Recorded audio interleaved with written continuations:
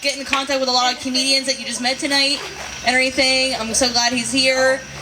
He's also the founder of the Headspace and Timing comedy. Please give it for James Mack, everyone!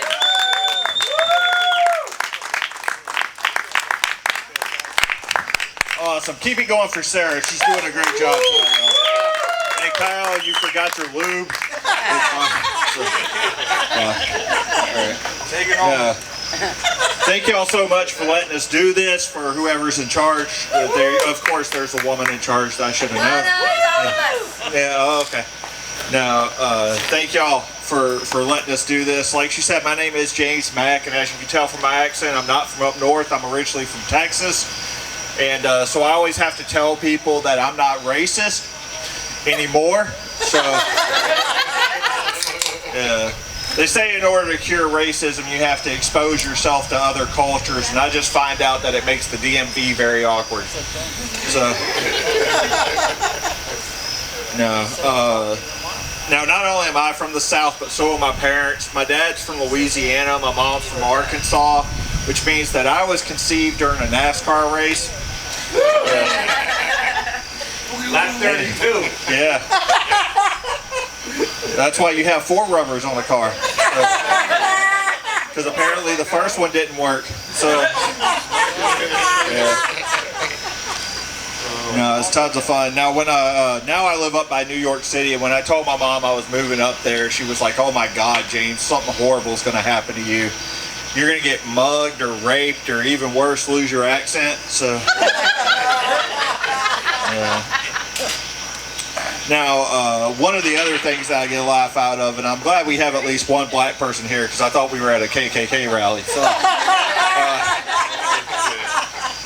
I was like, it's just like being back home. Oh, wait, no, there's one. All right, we're fine. So, I need to make you my friend later so I can tell that joke at work that I'm always worried about. So, no, one of the things I get a laugh out of is up in New York City, I hear this a lot. White people don't like spicy food. That's bullshit. I'm originally from East Texas, y'all, so, like, we're like Cajuns on horseback. You can go ahead, man. Oh, right. And, like, we put hot sauce on everything we eat. It makes taking a girl home that first night a lot more fun. So, yeah, she can't say she didn't feel anything that time. It's all right. So, yeah. I noticed some of you ladies were cringing like it'd be the first time it burned down there. It's all right. So, yeah. If you didn't get that joke, it's all right. It's a slow burn. So, Okay. But right now, with the way the climate is, sometimes I have to have very deep conversations with some of my cousins back home. And I had to have a talk with my cousin Dave, and I promised I wouldn't use his real name, so we'll call him Dale. And, yeah. But I had to talk to him, and I was like, man, you can't keep wearing the Confederate flag.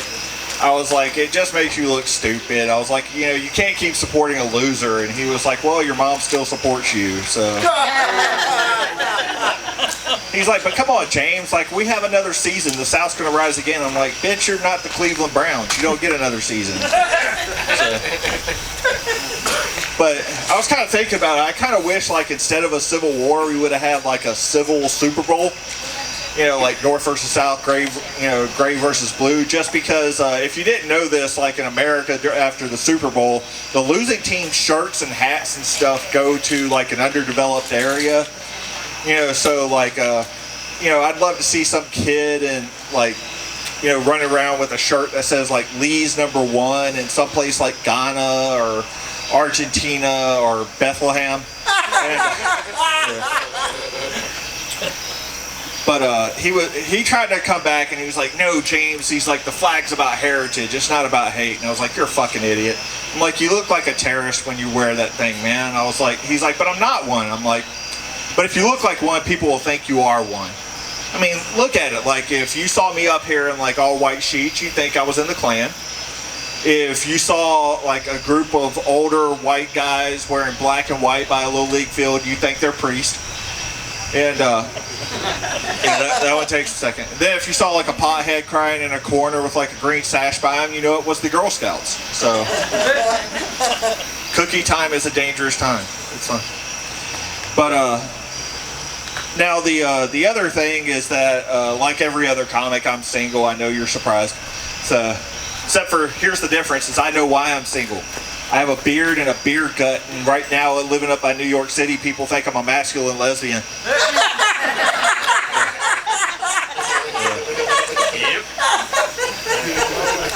I don't play softball. Leave me the hell alone. So, but it was actually kind of cool because the last girl I dated had an IUD, and I'm a veteran, and so IUD is close to IED, except this time it was a safe explosion. So, if you didn't know, an IUD is birth control. So, unlike an IED, no kids got harmed in the making of that joke. So. Now, that's right, I am a little bit big, and I know some people are like, James, you're a vet, I thought you had to be in shape. Well, round is a shape, so fuck you. So, yeah. Now, one of the things is, I did 15 years in the Army as a paratrooper, so this is usually where your brainwashing kicks in and you clap. It's fine. No, it's too fucking late now. Fuck you, Chris. So, yeah. 10 years of that was in combat, so no quick movements to the sides, and we'll all be all right. So, yeah. Sometimes people, when I finish, they're like, "James, thanks for your service." And tonight, I want to say thank y'all, because for 15 years, you paid for my housing and food, for my alcoholism, and for the shittiest vacation ever. So, yeah, most companies send you to places like Lake Tahoe and Disneyland. I got Iraq and Afghanistan. Yeah, and if you don't know where those are, it's because you went to Penn State like this guy. So, I heard the Big Ten canceled their football program.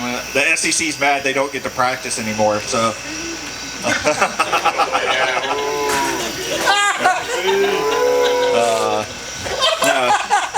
Now, ladies, one of the other things, if a guy ever tells you he's a veteran, it's usually for one of two reasons. Either he's trying to get laid or he's trying to get a free drink. So when you DM me later, send me a picture of what you want me to put my hands on. So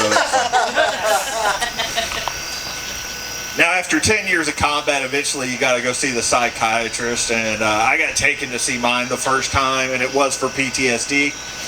And when I got there, they were like, James, do you know what PTSD stands for? I was like, well, if you ask the cop standing behind me, it stands for put the shotgun down.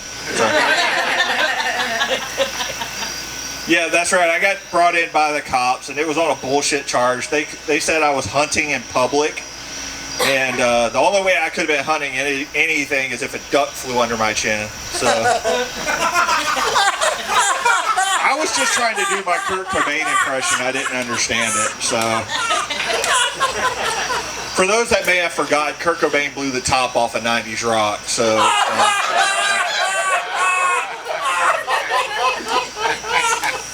but the next thing that the doc asked me is if I knew the difference between being sad or depressed, because that's what most veterans have to deal with. And do you know the difference between being sad or depressed?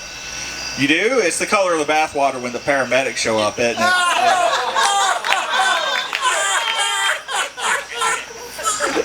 Yeah. The next thing the doc wanted to ask me about was my sex life, and I know none of y'all want to imagine me naked. It's all right. I'm body positive, y'all. I'm absolutely positive anybody who sees this body needs therapy. So, but I thought I'd have some fun with her, so I told her I like to choke myself while I masturbate, because I'm white. So, and she was like, James, aren't you worried that one of the times while you do that, you may accidentally kill yourself? And I was like, Doc, if I do, it's just another notch on my belt. So.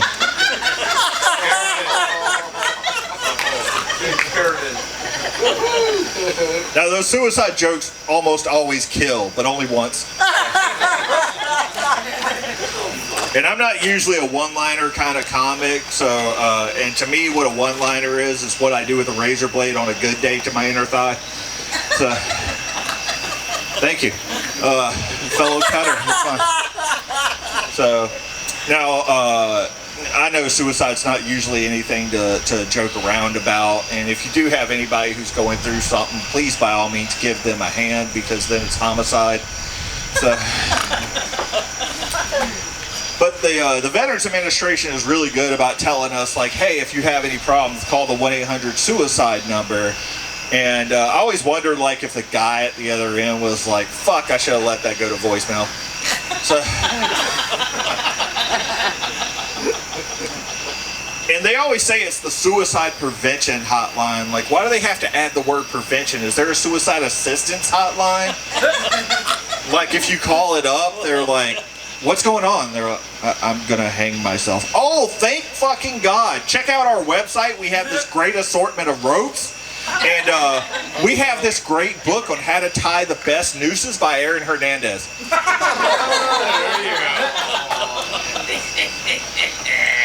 And why do they say 1-800-SUICIDE?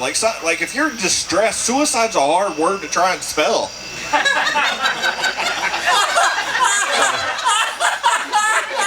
So I think we should do some like easier ones, like 1-800-I-KILL-ME. Yeah.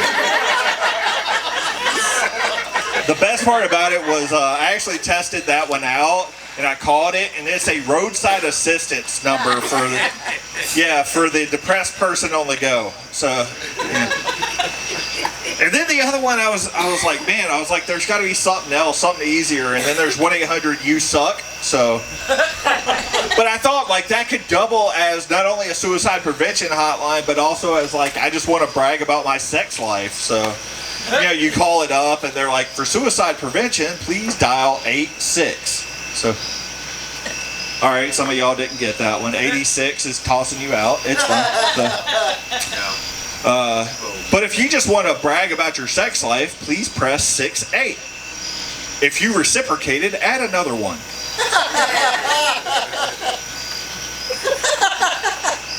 Now, like I said, I did 15 years in the military. After I got out, things did not quite look the way I thought they were going to. I mean, I have 13 tattoos and a beard. I thought people would be afraid of me. And instead, they think I have the best resources for almond milk. So,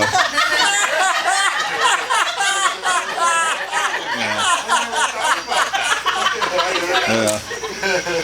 Like I said, I have 13 tattoos, and usually what I get is, oh, James, do you have 13? Because that's how many states were in the Confederacy. And no, dumbass, there were only 11. Go back to history. So, no, the other thing that I get a lot is people want to come up and they're like, oh, James, what do your tattoos mean? And I'm like, all right. So I have a Freemason tattoo, which tells you that I believe in conspiracy theories. So, I have my family crest on my right calf, which tells you we own the trailer park that we live in. So, and I have my entire back piece done, which tells you I got the top bunk in prison. So, that's right. So it took you 3 cases of ramen for my ass. It was fine. Yeah, motherfucker. No, when I got out of the military, I was a cop for 2 years. I was a highway patrolman in the state of Nevada. Is there anybody here that's ever been to Reno? Nope. No, I could tell because you all have your teeth. It's fine. It's perfectly all right. No, if you want to know how bad Reno is, go back and watch the last Muppets movie. When they find out they're going to Reno to do a show, Fozzie cries. So. But being a cop, you get some interesting stories, and one of my favorite ones was I pulled a guy over for running a red light, walked up, sir, do you know I stopped you? And he's like, no. I said, you ran the red light, man. He's like, oh, thank God, I thought it was because I'd been drinking.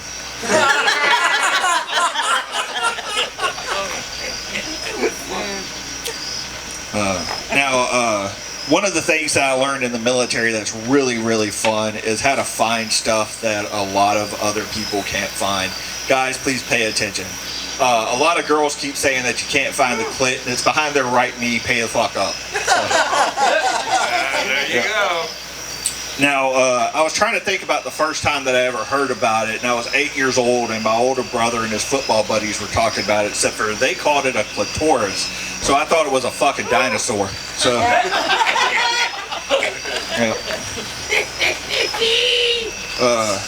Now, I grew up Irish Catholic. I'm one of 8 kids. I have 23 nieces and nephews, which tells you 2 more things about my family, is that we didn't believe in things like condoms or anal. So, yeah. But growing up, we used to talk about purgatory. And if you don't know about it, that's fine. It's essentially like in between heaven and hell. And I was trying to think about it the other day, is that if Epstein really didn't kill himself, he could be in purgatory right now. But for him, that would be heaven, because that's where the abortions go. Couldn't kill that thing. All right, y'all. So y'all have been a great crowd. Thank y'all so much for everything you do. And thank you for being here. My name's James Mack, and please make sure you hang in there and tighten up your belt just one more notch. Good job. Thank you. Give it up for Sarah. Woo! Give it for James Mack, everyone! Oh my gosh, thank you. Give it up for all the comics one more time, everyone.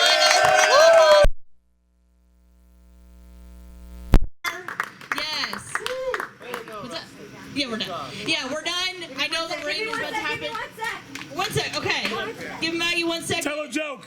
Oh my god, where do I pull one out of? My asshole. Okay, Motherfucker up again. Get up there. Come on, one time. No, I think we're just waiting for Maggie. I think she's just coming out. 1 second. Buddy. I'll make some quick announcements. If you guys are excited for more comedy, we have a weekly open mic happening here Friday. Encore, buddy. If you know anyone who wants to do stand-up, you want to try stand-up, I don't know. You have someone, you have an uncle that won't stop talking, like sign them up. All right. So, listen, guys, Sarah's wonderful. She's here like every week since we got shut down. Every week she's been here. Sunday, she really liked this beer that Yingling, like they just put it out. So we got her a whole growler just for her. So that she can have fun, and to thank her for all her hard work. Go, Sarah. You put it down, dude. It's barely going. All right, yes, I'm gonna close this up, guys, because I know it's raining. In 2 weeks, we have another Law Comedy show. Next Friday, we have the open mic. Thank you for being here, guys.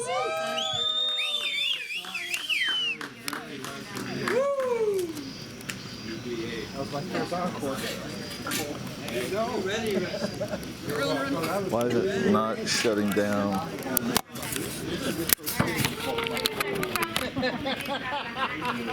Oh, you fucking psycho. Yeah, Good fucking stand up, man. Good stand up, dude. I'm serious, man. Good job. Glad you enjoyed the show. Oh my god, big time. You fucking psycho. Good job.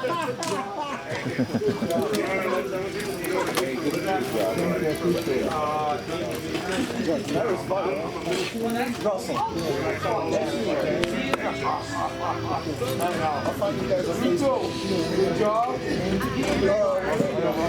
We'll look at the best I love it. You did a good job. Oh my god, yeah. You know that. Big time.